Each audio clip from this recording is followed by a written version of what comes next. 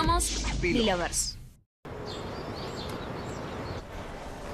Braku, molim te, možeš li biti tiho bar malo? Pokušavam se koncentrirati.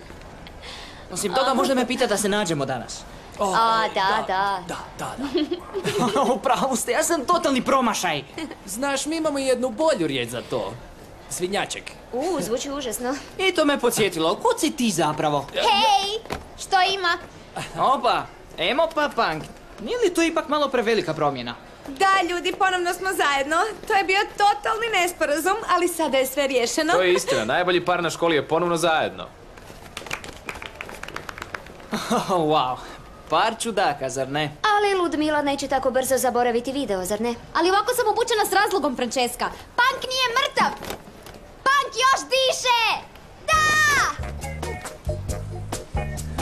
Slušam? Nemojte biti strogi prema njoj. Sav taj gel u njezinoj kosi djeluje na njezin mozak. Ovo nije gel, ovo je bosak. Za slučaj da ti kažeš da radiš. Daj Tišina svi! Dosta.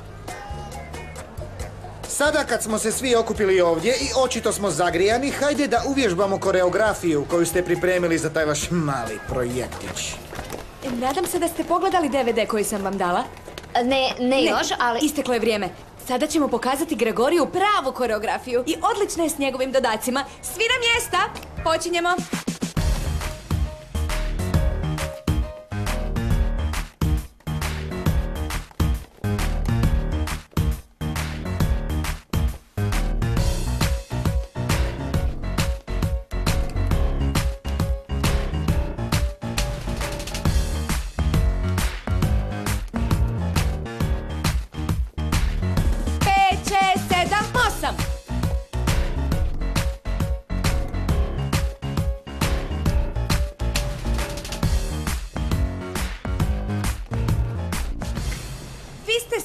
Nekoordinirani! Ja ne bih rekao nekoordinirani, ja bih upotrijebio bolju riječ, beskorisni. A što ste mislili? Jučer smo prvi put vidjeli vašu koreografiju. Stanite! Zanima me nešto. Nisam li bio jasan kad sam rekao da radite kao grupa? Pa je, ali oni nisu željeli. Reći ćemo istinu. Podijelili smo poslove da budemo brži. Mi smo bili zaduženi za koreografiju, a Max je trebao napraviti aranžman da bi mogao kasnije miksati s Leonom. Da. Znači, očito se ovo događa kada nisi dovoljno jasan. U redu. Ekipa. Morate dijeliti posao. Morate se tome predati. Morate naučiti prihvatiti da i drugi imaju ideje i morate naučiti pregovarati. Pa se nadam da ćete se potruditi i završiti ovu vježbu zajedno. Jer ako ne uspijete, padate semestar. A tko padne, leti iz škole. Je li vam to jasno? A? Imaš li još upadica za moj sat? Da, ima Gregorio. Pozvali su nas u backstage. Iza zavjesa. Backstage. Iza pozornice. Tehničari i muzičari i jedan umjetnik koji je završio našu školu. Studio. Naš studio, koji je internacionalna zvijezda dan danas. Želite znati tko? Da. On je jedan jedini Rafa Palmer.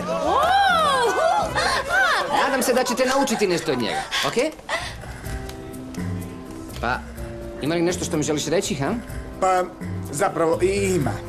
Ta tvoja ideja koju zoveš, ako se ne varam, zajedno smo jači, je hrpa smeća. A zašto? Zato jer ne možeš miješati vodu sa... Zato te molim da se malo stišaš, Gregorio. Ne možeš miješati vodu sa uljem. Pa ovo nije kulinarska škola, jel da? Sva ova djeca su talentirana i trebala bi povećavati svoj talent radeći s drugima, ništa više. Je li jasno? Kristalno jasno. Okej. Ali to trebaš pitati Rafu Palmera, koji je bio grozan u grupnim zadacima dok je bio Ne, ovdje. mislim da on zna o čemu priča. Dobar vijest je da ga ti možeš sam to pitati. Kako to? Jer si ti jedan od učitelja koji će djecu pratiti na koncert.